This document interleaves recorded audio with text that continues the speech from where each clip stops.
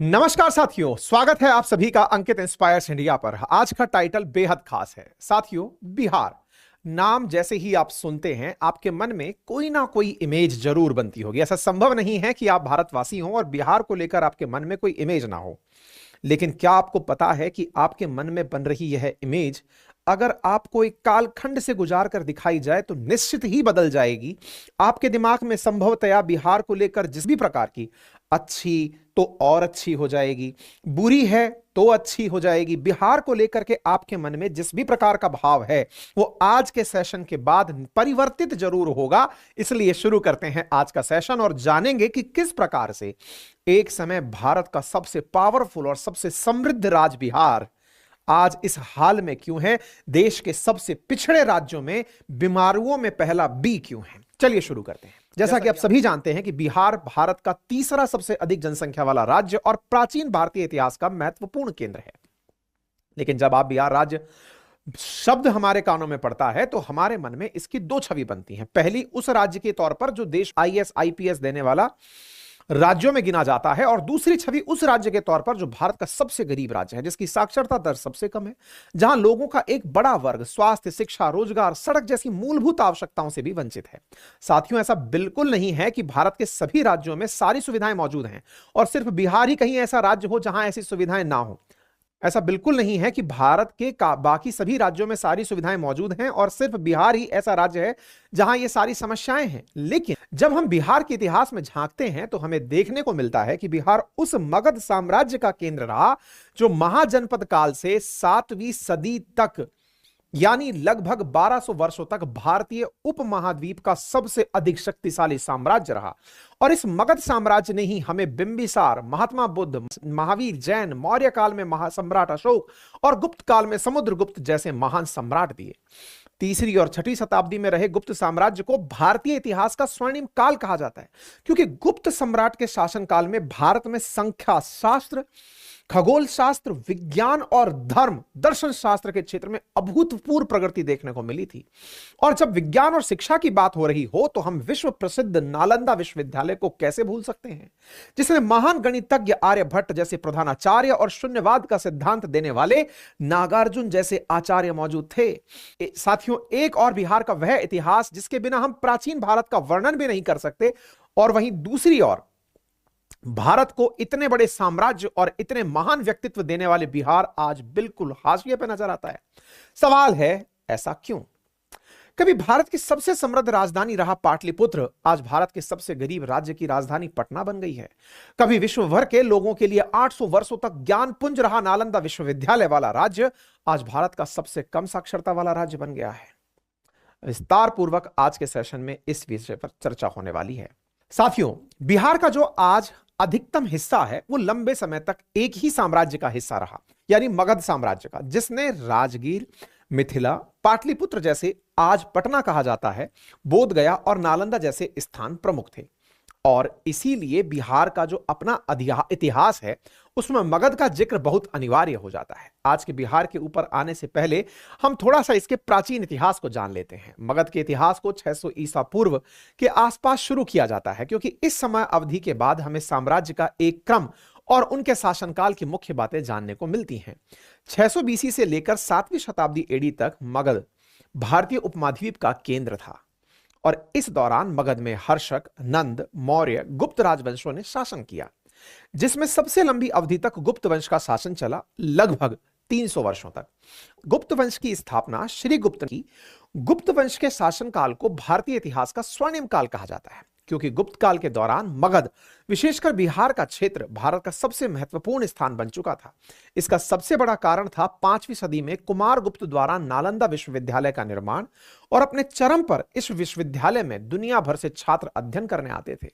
और यह परिसर इतना बड़ा रहा होगा, इसका अंदाजा आप यूं लगा सकते हैं कि इसमें 10,000 छात्रों के रहने की व्यवस्था हुआ करती थी।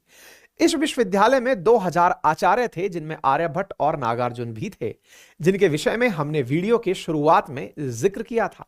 गुप्त साम्राज्य के शासन में ही भारत को अंकन की दशमलव प्रणाली, महान संस्कृत महाकाव्य, हिंदू कला के साथ साथ खगोल विज्ञान, गणित, धातु विज्ञान की बहुत अच्छी समझ हुई। गुप्त काल की धातु विज्ञान का सबसे बड़ा उदाहरण तो आज भी हमारे सामने है, दिल्ली के अंदर स्थित लौह स्तंभ, जिसे चंद्रगुप्त द्वितीय के शासनकाल में निर्मित किया गया था। लगभग 1600 साल बाद भी वो बिना जंग के यूं की यूं खड़ा है। गुप्त काल में मंदिरों के निर्माण और वास्तुकला पर भी विशेष जोर दिया जाता था। देवगढ़ में स्थित दशावतारम मंदिर इसका प्रमुख उदाहरण है। इसके अलावा व्यापारिक दृष्टिकोण से भी गुप्त साम्राज्य ने बहुत अधिक सफलता प्राप्त की। गुप्त काल के दौरान व्यापार उड़ीसा और दक्षिण भारत के तटों से दक्षिण पूर्वी एशिया में होता था। वहीं रेशम मार्ग, लाल सागर और फारस की खाड़ी से समस्त मध्य एशियाई और यूरोपीय क्षेत्रों में व्यापार हुआ करता था। लेकिन गुप्त वंश के बाद आए राजवंशों के शासनकाल में 7वीं सदी के अंत तक मगध लगभग अपनी संपूर्ण पहचान खो चुका था और भारत में दूसरे अलग अलग शक्तिशाली साम्राज्य स्थापित हो चुके थे। और फिर 13वीं सदी के अंतिम दशक में मगध ने अपनी सबसे बड़ी सांस्कृतिक पहचान भी खो दी, जब तुर्की शासक बख्तियार खिलजी ने साल 1293 में नालंदा विश्वविद्यालय में आग लगवा दी। कहा जाता है कि इस विश्वविद्यालय में इतनी पुस्तकें थी कि पूरे 3 महीने तक यहां के पुस्तकालय में आग धधकती रही। बख्तियार खिलजी ने सभी बौद्ध भिक्षुओं को मौत के घाट उतार दिया और उसके इस आक्रमण के बाद हुए लगातार आक्रमणों में बिहार में स्थित सभी बौद्ध मठों को और मंदिरों को उजाड़ दिया गया। साथियों, इसके बाद 17वीं और 18वीं सदी भारतीय उपमहाद्वीप के लिए फिर से एक नए और प्रभावी परिणाम लेकर आई, जिसका कारण था वास्को डिगामा द्वारा खोजा गया नया समुद्री मार्ग, जिसने फ्रांस, डच, पुर्तगाल समेत ब्रिटेन के उपनिवेशवादी साम्राज्य को भारत में आने के लिए आमंत्रित किया। और इसकी शुरुआत होती है साल 1500 में, जब पुर्तगाली व्यापारी कालीकट केरल में अपनी पहली फैक्ट्री स्थापित करते हैं। और उनके बाद डच, ब्रिटिशर्स और फिर फ्रांस के व्यापारी साल 1632 में डच पटना में अपनी पहली फैक्ट्री स्टैब्लिश करते हैं, जिसके कॉटन के प्रोडक्शन के लिए लगाया गया था। लेकिन ब्रिटिशर्स की भारत में स्थिति मजबूत होती है साल 1757 और 1764 में बक्सर के युद्ध के बाद, जिसमें ईस्ट इंडिया कंपनी की मीर कासिम और बंगाल के नवाब शुजाउद्दौला की संयुक्त सेनाओं के साथ युद्ध हुआ। और युद्ध में ब्रिटिशर्स ने बंगाल के नवाब सिराजुद्दौला को हराने के बाद अप्रत्यक्ष रूप से भारत में अपने उपनिवेशवाद साम्राज्य की शुरुआत कर दी थी। तो अब बिहार ब्रिटिशर्स के काल में कैसा हुआ? साथियों, बक्सर युद्ध जीतने के लगभग 1 साल बाद 1765 में ब्रिटिशर्स ने बंगाल प्रेसिडेंसी की स्थापना की, जिसमें आज के बिहार, झारखंड और पूर्वोत्तर का बड़ा हिस्सा समेत बर्मा तक, यानी कि आज का जो म्यांमार और सिंगापुर वाला हिस्सा है, वो भी शामिल था। और आज के बिहार की नींव भी इसी प्रेसिडेंसी रूल के दौरान लिए गए फैसलों से पड़नी शुरू हो गई थी। प्रेसिडेंसी की स्थापना के बाद ब्रिटिशर्स के सामने सबसे बड़ी चुनौती आती है टैक्स कलेक्शन की, क्योंकि इतने बड़े क्षेत्र के टैक्स को कलेक्ट करने के लिए एक बड़े प्रशासनिक तंत्र की आवश्यकता थी, जो बिना किसी बेईमानी के टैक्स के अमाउंट को कंपनी तक पहुंचाए। और इसके समाधान के लिए ब्रिटिश अधिकारी लॉर्ड कॉर्नवालिस ने अपने कार्यकाल में 1790 में मुगलों द्वारा स्थापित की गई जमींदारी व्यवस्था को लागू कर दिया, लेकिन कुछ बदलावों के साथ। साथियों, जो मुगलों की जमींदारी व्यवस्था थी, उसमें किसानों को इतना शोषित नहीं किया जाता था जितना ब्रिटिश जमींदारी व्यवस्था ने किया। और यह व्यवस्था तब और ज्यादा शोषणकारी हो गई जब 1793 में इसे स्थायी बंदोबस्त में बदल दिया गया। स्थायी बंदोबस्त के तहत किसानों को अपनी उपज के 11 में से 10 हिस्से टैक्स के रूप में देने पड़ते थे, यानी कि कुल उपज का लगभग 89%। शुरुआती सालों में तो स्थायी बंदोबस्त ब्रिटिशर्स के लिए काफी फायदेमंद साबित हुआ, क्योंकि बिहार की उपजाऊ जमीन में अनाज का अच्छा उत्पादन होता था, जिससे ईस्ट इंडिया कंपनी को बहुत अधिक मात्रा में रेवेन्यू मिल रहा था। और इस चीज को देखते हुए ब्रिटिशर्स ने इस व्यवस्था को धीरे धीरे उत्तर भारत के काफी हिस्सों में लागू करना शुरू कर दिया। लेकिन दूसरी ओर इस व्यवस्था ने किसानों को बुरी तरह प्रभावित करना शुरू किया, क्योंकि जब हम कम बारिश और अन्य कारणों से अपनी फसल को खराब होता देखते हैं, तो इतना अनाज उत्पादन नहीं हो पाता कि हम अपनी फसल का 10 हिस्सा अंग्रेजों को दे दें, 11 में से 10 हिस्सा दे दें, तो ऐसा संभव नहीं हो पाता। ऐसी स्थिति में किसानों को अपनी जमीन से हाथ धोना पड़ा, क्योंकि वो एक मिडिल मैन के भेंट चढ़ चुके थे। वो जमींदार जो अंग्रेजों से ठेका पर जमीन लिया था, किसानों का शोषण करके पैसा पहुंचाता था, अब वो जमींदार साहूकार की भूमिका में आने लगा, यानी वो किसानों को लोन देने लगा, लोन से पैसा वापस बरतने लगा और वो अंग्रेजों को टैक्स के रूप में देने लगा। एक विशेष साइकिल जमींदार के साहूकार बनने के रूप में देखने को मिली। ऐसी स्थिति में किसान अपनी जमीन से हाथ धोना शुरू कर दिए। यानी कि ब्रिटिशर्स की जमींदारी व्यवस्था में जमींदार के अधिकार तो बढ़ गए और फसल खराब होने पर किसान पूरी तरह जमींदार के क्योंकि टैक्स ना चुका पाने पर जमींदार उनसे जमीन ले लेता था और पैसा ना चुका पाने पर वो उन्हें बंधुआ मजदूर के रूप में रखना शुरू कर चुका था। टाइम के साथ ऐसे किसानों की संख्या बढ़ती चली गई जिन्होंने अपनी जमीन गंवा दी थी, जिनका इंपैक्ट यह हुआ कि बिहार समेत उत्तर भारत की एग्रीकल्चर प्रोडक्टिविटी बुरी तरह प्रभावित हुई। साथ ही किसानों की हालत बहुत खराब हो गई और आगे चलकर यही बात अंग्रेजों के खिलाफ हुए बड़े किसान आंदोलनों का कारण बनी, जिसमें सन 1917 में हुआ चंपारण सत्याग्रह भी शामिल है। जमींदारों की मनमानी के अलावा बिहार को लेकर एक और बात थी जो ब्रिटिश रूल में इसके खिलाफ रही, वो यह थी कि बिहार बंगाल प्रोविंस का हिस्सा था, जहां सरकारी नौकरियों पर बंगाली लोगों को प्राथमिकता दी जा रही थी और बड़े प्रशासनिक पदों पर भी बंगाल के लोग ही बैठे हुए थे। नतीजा यह हुआ कि ब्रिटिश हुकूमत बिहार के प्रति लापरवाह हो गई और बिहार पिछड़ता चला गया। अंग्रेजों की इसी लापरवाही को देखते हुए बिहार को अलग राज्य बनाने की मांग तेज हुई, जिसके बाद 1912 में बंगाल विभाजन के स्वरूप बिहार एक अलग राज्य के रूप में सामने आया, जिसमें आज का झारखंड और उड़ीसा भी शामिल था। इस विभाजन के बावजूद बिहार के किसानों की सिचुएशन में कोई सुधार नहीं हुआ, क्योंकि जमींदारी सिस्टम अभी भी लागू था, जिसमें बिहार के अधिकतर किसान बुरी तरह फंसे हुए थे। लेकिन साथियों, इन सारी समस्याओं के बीच एक चीज ऐसी थी जो बिहार और इसके आसपास के इलाकों के लिए आजादी से पहले और उसके कई साल बाद तक भी बहुत फायदेमंद साबित हुई। हम बात कर रहे हैं बिहार झारखंड में मौजूद कोयले और अयस्क भंडार की। जी हां साथियों, जिसने बिहार समेत पूरे झारखंड और पश्चिम बंगाल को एक औद्योगिक केंद्र बनाया। और इसकी शुरुआत होती है साल 1907 में, जब जमशेदजी टाटा तब के बिहार और आज के झारखंड में भारत की पहली स्टील और आयरन प्लांट की शुरुआत करते हैं। इसके बाद 1930 में यहां बड़े स्तर पर कोयला खदान का कार्य भी शुरू हो जाता है, क्योंकि भारत में रेल नेटवर्क बढ़ने के साथ कोयले की मांग भी तेज हो जाती है और दूसरे विश्व युद्ध के समय और भी तेज हो जाती है। 1937 में बिहार में सीमेंट फैक्ट्रीज भी स्टैब्लिश होती हैं। आजादी के समय तक बिहार में काफी इंडस्ट्रियल उद्योग स्थापित हो चुके थे। इस बात का अंदाजा आप यूं लगा सकते हैं कि आजादी के समय देश की चीनी की कुल खपत का 40% उत्पादन अकेले बिहार की चीनी मिलों में हुआ करता था। लेकिन इस औद्योगिकरण से केवल कुछ बड़े लोगों को ही फायदा हुआ, क्योंकि बिहार की ज्यादातर लोग अभी भी जमींदारी सिस्टम में फंसे हुए थे और कृषि ही उनका मुख्य पेशा भी बना हुआ था। साथियों, इन सारे बिंदुओं को जान लेने के बाद यहां पर यह सवाल उठता है कि स्वतंत्रता से पहले जो हम ब्रिटिश हुकूमत के अधीन थे, हमारे पास कोई अधिकार नहीं थे, लेकिन बाद में स्वतंत्रता के बाद भी बिहार की हालत क्यों नहीं सुधरी? वह कौन सी सरकारी नीतियां और राजनीतिक कारण थे जिन्होंने रिसोर्सफुल होते हुए भी बिहार को सबसे ज्यादा पिछड़ा राज्य बनाए रखा, यानी बिहार आफ्टर इंडिपेंडेंस? स्वतंत्र होने के बाद देश की शुरुआती सरकारों के सामने सबसे बड़ी चुनौती थी एग्रीकल्चर प्रोडक्टिविटी और उद्योगों को बढ़ावा देना, जिसके लिए सरकार ने सबसे पहले जमींदारी व्यवस्था को खत्म किया और किसानों को मुक्त रूप से खेती करने का अधिकार दिया। हालांकि इसके बाद भी बिहार समेत कई राज्यों में जमींदारी सिस्टम लंबे समय तक चलता रहा।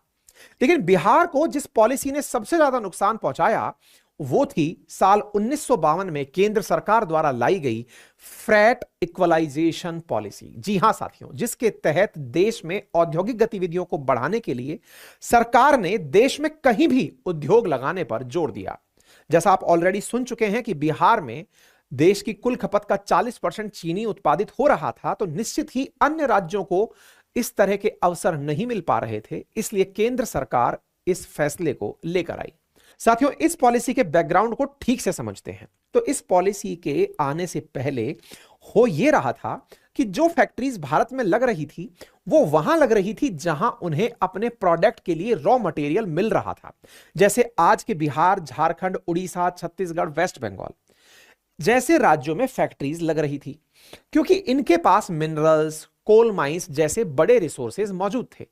और इस बात को लेकर सरकार का यह सोचना था कि देश में सब जगह तो रॉ मटेरियल उपलब्ध है नहीं। अगर ऐसा ही रहा तो देश में औद्योगिकीकरण सिर्फ रिसोर्सफुल स्थानों तक ही सीमित रह जाएगा। तो इसी समस्या के समाधान के लिए सरकार 1952 में फ्रैट इक्वलाइजेशन पॉलिसी लाती है, जिसमें सरकार ने कहा कि आप देश में कहीं भी उद्योग स्थापित कीजिए, आपके उद्योग के लिए जो भी रॉ मटेरियल यानी कच्चा सामान जरूरी होगा आपको ट्रांसपोर्ट करना पड़ेगा, उस पर सरकार सब्सिडी देगी। यानी विषय स्पष्ट था। आप चाहे जहीं भी फैक्ट्री बनाइए, आपने अपनी सहूलियत से फैक्ट्री बनाई, कच्चा माल ही तो चाहिए था, कच्चा माल आराम से ट्रेन से लेके जाइए, सरकार सब्सिडी देगी। और इस पॉलिसी का इंपैक्ट यह हुआ कि 1952 के बाद सभी उद्योग धीरे धीरे तटवर्ती क्षेत्रों के पास स्थापित होना शुरू हो गए, क्योंकि प्रोड्यूस होकर के जो माल था वो दूसरे देशों में व्यापार करने की सुविधा तट पर आसानी से उपलब्ध होती है। उद्योगपति बिहार, झारखंड, छत्तीसगढ़, मध्य प्रदेश जैसे रिसोर्सफुल राज्यों से रॉ मटेरियल ट्रांसपोर्ट करवाने लगे, जिस पर सरकार उन्हें सब्सिडी देती और फिर फैक्ट्रीज में बने प्रोडक्ट्स को कम खर्चे में समुद्री मार्ग से विदेश और अन्य राज्यों तक पहुंचाने लगी। फ्रेट इक्वलाइजेशन पॉलिसी ने जहां एक और महाराष्ट्र, गुजरात, कर्नाटक, तमिलनाडु में समुद्र के नजदीक मौजूद मुंबई, अहमदाबाद, हैदराबाद, बेंगलुरु, पुणे और चेन्नई जैसे महानगरों को खड़ा कर दिया, वहीं दूसरी ओर बिहार, झारखंड, छत्तीसगढ़, मध्य प्रदेश जैसे लैंड लॉक्ड रिसोर्सफुल रीजन्स इन महानगरों के विकास के पीछे सिर्फ रॉ मटेरियल के सप्लायर बने रह गए। फ्रेट इक्वलाइजेशन पॉलिसी 1993 तक प्रभावी रही, लेकिन तब का बिहार बहुत बदल चुका था। अब यहां उद्योग को स्थापित करना और भी ज्यादा मुश्किल हो गया था, जिसके दो बड़े कारण थे। पहला, पॉलिटिकल इंबैलेंस, और दूसरा, बिहार के किसानों के पास मौजूदा कम साइज जमीन का, यानी कि लेस लैंड साइज। अब अगर पॉलिटिकल इंबैलेंस की बात करें तो 1960 से लेकर 1990 तक, यानी कि 30 सालों में बिहार में 25 मुख्यमंत्री रहे।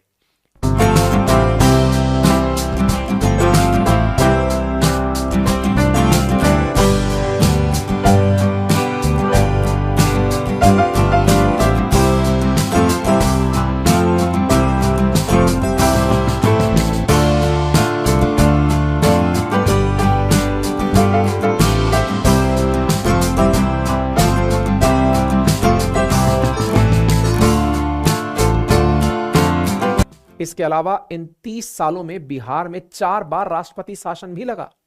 इस पॉलिटिकल इंबैलेंस का सबसे बड़ा कारण था कि कोई भी पार्टी बिहार में उद्योग को लेकर एग्रीकल्चर एक्टिविटी को बढ़ा नहीं पा रही थी। सरकार लोगों में विश्वास पैदा नहीं कर पा रही थी।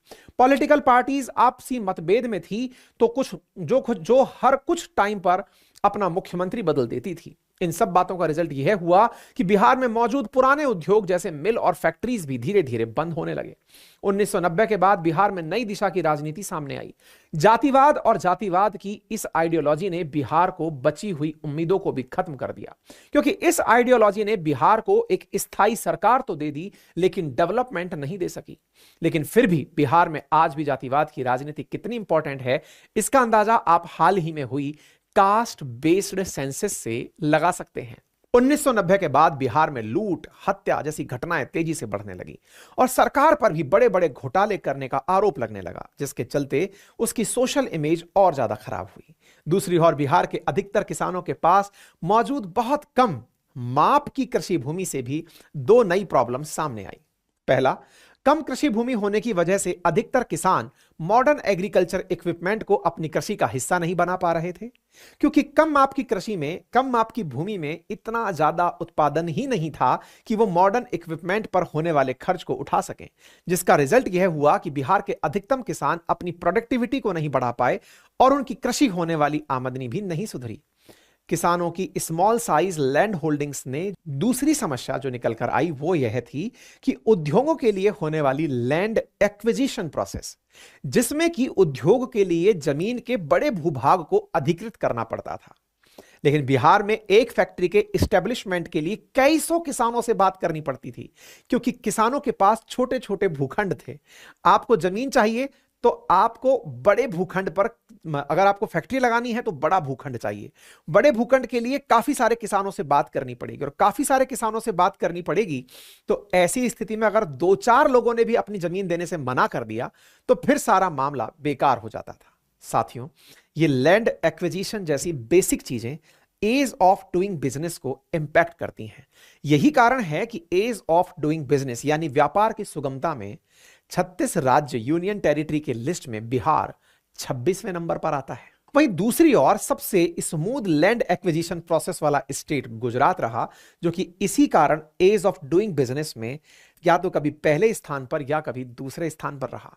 एक तो कोस्ट लाइन और दूसरा लैंड एक्विजिशन का आसान होना। बिहार में लैंड एक्विजिशन के इस डिफिकल्ट प्रोसेस का दूसरा नेगेटिव इंपैक्ट यह हुआ कि कई बार बड़े बड़े प्रोजेक्ट्स बहुत धीमे धीमे पूरे होते और जो एक स्टेट के लिए उसकी बिजनेस इमेज को डैमेज करते थे। और बिहार के साथ कुछ ऐसा ही हुआ। पॉलिटिकल इंबैलेंस, लैंड एक्विजिशन के साथ साथ बिहार को तीसरा बड़ा नुकसान हुआ साल 2000 में, जब उससे अलग होकर एक नया राज्य झारखंड बना। झारखंड के अलग होने से बिहार ने अपनी उपजाऊ जमीन और मिनरल्स का एक बहुत बड़ा हिस्सा खो दिया, क्योंकि बिहार ने जिस एरिया में थोड़ा बहुत उद्योग इन्वेस्ट किया था वो सारा झारखंड के हिस्से में चला गया और बिहार को खाली हाथ रहना पड़ा। इन सारी सोशल प्रॉब्लम्स के साथ बिहार में लंबे समय तक नक्सलवाद का सामना भी रहा। बिहार के साथ साथ छत्तीसगढ़, झारखंड, उड़ीसा, तेलंगाना, मध्य प्रदेश भी लंबे समय तक नक्सलवाद से जूझते रहे। इसके साथ कुछ और प्रॉब्लम्स भी रही जिन पर बात करना जरूरी है, जैसे हर साल आने वाली बाढ़ से भी बिहार को हजारों करोड़ का नुकसान होता है, जिसमें उपजाऊ भूमि और फसल का नुकसान बड़ी मात्रा में होता है। बिहार डिजास्टर मैनेजमेंट डेटा के अकॉर्डिंग पिछले 10 सालों में आए फ्लड के कारण बिहार में कुल 2300 लोगों की मौतें हुई हैं, जबकि 2021 की एक दूसरी रिपोर्ट के अकॉर्डिंग उस साल फ्लड में बिहार सरकार को लगभग 3700 करोड़ रुपए का नुकसान हुआ। एक और ये नुकसान और दूसरी और तेजी से बढ़ रही बिहार की पॉपुलेशन भी सरकार के सामने नए चैलेंजेस रख रही थी, जो है गरीबी और बढ़ती हुई बेरोजगारी। इन सारे फैक्टर्स का कलेक्टिव इंपैक्ट है आज बिहार की पर कैपिटा इनकम पूरे देश में सबसे कम है। पूरे देश की टोटल पॉपुलेशन में लगभग 9% रखने वाला बिहार पूरे देश की जीडीपी का कुल 2.77% ही कंट्रीब्यूट करता है। कभी देश की 40% शुगर प्रोड्यूस करने वाला राज्य आज केवल 2% तक सीमित रह गया है। कभी 3000 चावल की मिल वाले राज्य में करप्शन के चलते 2000 राइस मिल बंद हो चुकी हैं। आज बिहार के लगभग 34% पॉपुलेशन मल्टी डायमेंशनल पॉवर्टी का फेस कर रही है, जो देश में सबसे ज्यादा है। मल्टी डायमेंशनल पॉवर्टी का मतलब है जिन लोगों के पास अच्छी एजुकेशन, हेल्थ और लाइफ स्टैंडर्ड का एक्सेस नहीं होता है। इसके अलावा बढ़ती हुई जनसंख्या, सीमित कृषि भूमि और उद्योग की कमी ने बड़ी संख्या में लोगों को बिहार से पलायन करने के लिए मजबूर किया है। बिहार के पलायन की कितनी बड़ी समस्या है, इस बात को फरवरी 2020 की एक रिपोर्ट से समझते हैं, जिसमें बताया गया कि बिहार की 50% फैमिलीज ऐसी हैं जो बिहार से पलायन करना चाहती हैं, जिसमें रोजगार के साथ एजुकेशन और हेल्थ भी मेन रीजन है। साथियों, अब अगर थोड़ी देर के लिए हम बिहार के उद्योग और एग्रीकल्चर जैसे सेक्टर्स की दयनीय स्थिति को इग्नोर भी कर दें कि फ्रेट इक्वलाइजेशन पॉलिसी की वजह और किसान के स्मॉल लैंड होल्डिंग की वजह से ये सेक्टर पनप नहीं पाए, लेकिन एजुकेशन और हेल्थ जैसे सेक्टर्स में भी बिहार सबसे पिछड़ा नजर आता है। ऐसा क्यों? बिहार आज भारत का सबसे कम साक्षरता वाला दर का राज्य है। एक और राज्य में बड़े नंबर्स में अच्छे कॉलेज और यूनिवर्सिटी की कमी है, वहीं दूसरी ओर स्कूल्स में फेक टीचर्स बच्चों को पढ़ा रहे हैं। और अगर हेल्थ केयर की बात की जाए तो यहां की पिक्चर भी सेम ही है। कोविड के टाइम पे तो बिहार समेत कई राज्यों के हेल्थ केयर सिस्टम की पोल ही खुल गई, खासकर रूरल एरिया में, जहां डॉक्टर्स के साथ साथ हॉस्पिटल में बेसिक फैसिलिटीज की भारी कमी देखने को मिली। यही सारी चीजें एक साथ मिलकर इंपैक्ट करती हैं किसी स्टेट या कंट्री की ग्रोथ को। और अगर बिहार भी इस पिछड़ेपन से बाहर निकलना चाहता है तो सबसे पहले उसे शिक्षा और स्वास्थ्य जैसी बेसिक नीड्स को ठीक करना होगा। उसके बाद एग्रीकल्चर सेक्टर्स को, फार्मर्स के कलेक्टिव एफर्ट्स को सुधारना होगा। सिर्फ स्कीम को लॉन्च करने से सिचुएशंस नहीं चेंज होती, उनको रूट तक इंप्लीमेंट करना पड़ता है, तब जाके कुछ सालों में रिजल्ट्स आते हैं। यह बात सबको समझनी चाहिए। साथियों, यह भी सच है कि बहुत सी ज्योग्राफिकल कंडीशंस और डेमोग्राफिकल चैलेंजेस किसी भी स्टेट या कंट्री के डेवलपमेंट में एक जरूरी हिस्सा होते हैं। अगर ज्योग्राफिकल कंडीशंस अच्छी होंगी तो सारी चीजें पॉसिबल और आसान नजर आती हैं। अगर खराब होंगी तो चीजें मुश्किल जरूर होती हैं, लेकिन असंभव नहीं। परंतु जब बिहार की बात आती है तो यहां सबसे बड़ी कमी महसूस होती है लीडरशिप की, क्योंकि आजादी के बाद शुरुआती दशकों में पॉलिटिकल इंबैलेंस और उसके बाद आइडियोलॉजिकल इंपैक्ट ने बिहार को पीछे धकेलने का काम किया, और इन सब के कारण हुई प्रशासनिक त्रुटियों और सामाजिक अव्यवस्थाओं ने इस पिछड़ेपन को और ज्यादा बढ़ाने का काम किया। साथियों, यह था हमारा बिहार के संक्षिप्त इतिहास और इसकी आज की स्थिति के ऊपर वीडियो। आई होप आपको हमारे द्वारा दी गई है जानकारी पसंद आई होगी। आपका क्या सोचना है इसके विषय में कमेंट बॉक्स में हमें अपनी राय अवश्य दें। यह संभव है कि सारे कारणों का एक सेशन में कलेक्शन पॉसिबल ना हुआ हो। आपसे गुजारिश है कि आप भी अपनी तरफ से कुछ पॉइंट्स ऐड करें और अगर आपको लगता है कि और भी कोई कारक जिम्मेदार है तो फिर हम भविष्य में और भी कोई अपडेटेड वीडियो आप तक लेकर आएंगे। लेकिन जाने से पहले आप इस चैनल को सब्सक्राइब करना बिल्कुल ना भूलें। धन्यवाद।